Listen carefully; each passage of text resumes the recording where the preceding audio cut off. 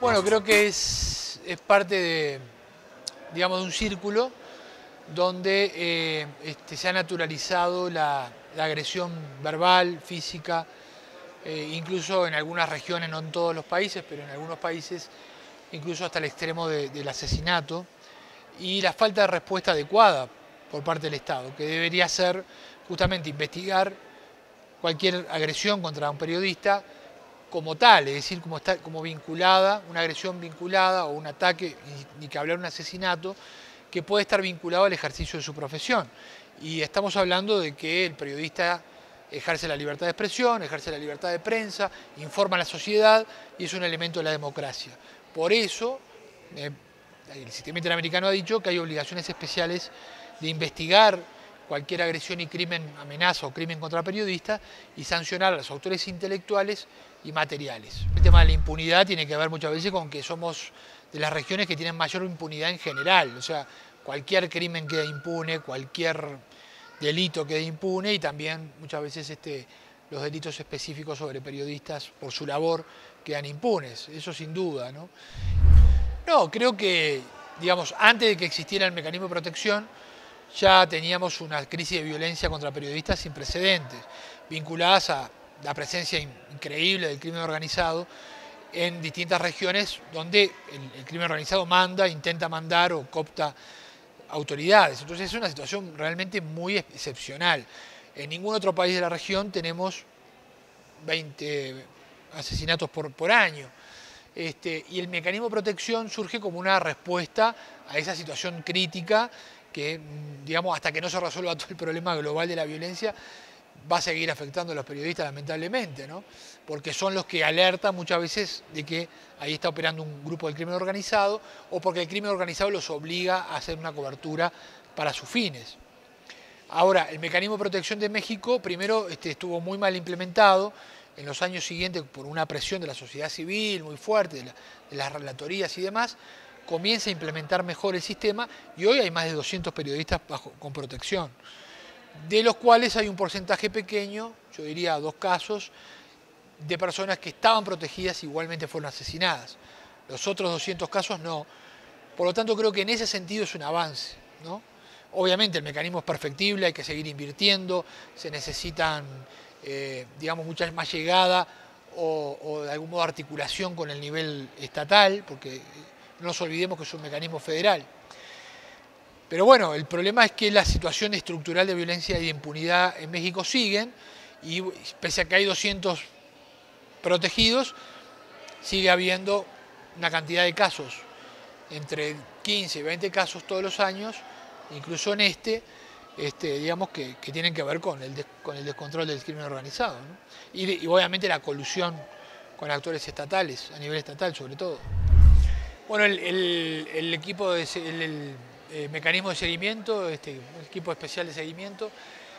ha cumplido su cronograma de trabajo. Hemos hecho 3 visitas a Ecuador, 2 a Colombia, hemos procesado una cantidad de documentación a la que accedimos, etc.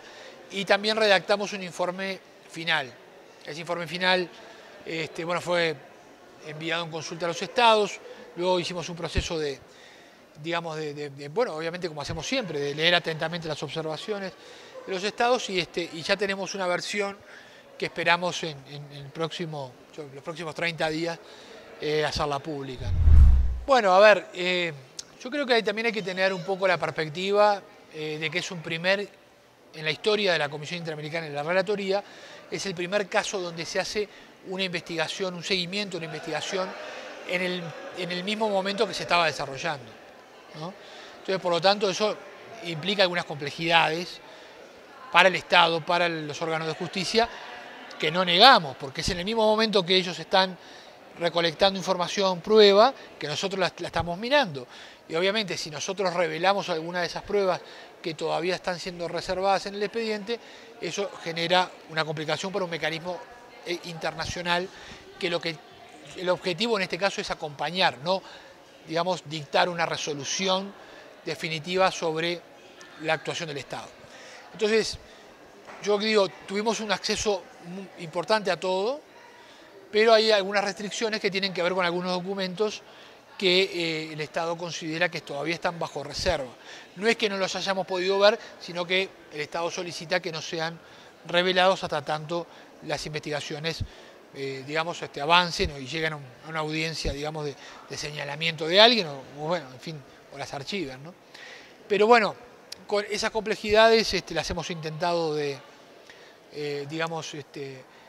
no ha sido un obstáculo para ver toda la documentación, sino a la hora de exponer. Y bueno, hemos tratado de hacer una versión que diga sobre los hallazgos o sobre las recomendaciones y los cambios que tiene que haber o las reconsideraciones que tiene que haber en la investigación, sin decir, bueno, este documento, sin revelar el documento de fondo, ¿no? Pero, digamos, más que nada, diría que tampoco es fundamental en este estadio que se conozcan todos los documentos, sino yo creo que la contextualización que hace el ICE, o sea, una versión, digamos, que es un poco diferente a la que han hecho los estados hasta el momento. Bueno, sí,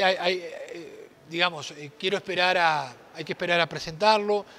que las víctimas, los familiares tengan conocimiento, que ellos también hagan una valoración y obviamente que también la prensa pueda hacer una valoración. O sea, lo que sí estamos tranquilos es que hemos hecho todo el esfuerzo posible por hacer un trabajo, digamos, en favor de las víctimas y también para satisfacer las necesidades de información, las demandas que han levantado los familiares, etc. Toda esa retórica y ese ataque permanente que recibió la prensa durante los 10 años de Correa, bueno, mucha gente que legítimamente defiende el gobierno de Correa o su ideología, ha incorporado esa narrativa y bueno, prensa corrupta, prensa esto, prensa lo otro, se dice como muy a la ligera, ¿no? Y eso genera obviamente un clima de hostigamiento, ¿no? Creo que injusto, además porque creo que la mayor parte de los medios, obviamente, hay medios que pueden estar sujetos a la crítica, hay titulares que a mí no me gustaron de algunos medios, en fin, pero eso creo que es parte de... Pero en general se cubrieron la protesta, se cubrieron los lesionados, se cubrieron los discursos, se cubrió la reivindicación del movimiento indígena. Y debería haber una discusión, cuando baje la espuma, digámoslo así, digamos, entre todos los actores de estas manifestaciones, me refiero a los medios, ¿no? Incluso con el Estado, porque tampoco los mecanismos de protección funcionaron en esta instancia. Y también una discusión de cómo, por ejemplo, los movimientos sociales deberían también tener políticas y capacitación para tratar con los medios, porque lo que se pasó en la Casa de la Cultura también fue complejo, y creo que el movimiento indígena, que es un actor importante en Ecuador, debería también tener una política de acercamiento y de tratamiento de la prensa de manera profesional y de proteger el trabajo de la prensa, porque en definitiva es el que puede llevar adelante, puede transmitir sus demandas, ¿no?